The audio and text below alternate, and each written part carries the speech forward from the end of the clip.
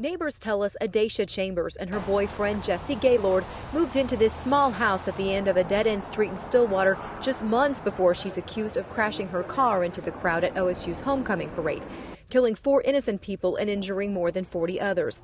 According to a search warrant affidavit, police believe Chambers told someone she was, quote, going home forever just before the crash. When police searched her home for potential suicide notes, documents show they found a handwritten letter and 3 handwritten notes inside her Bible. But the affidavit doesn't give any details about what was written.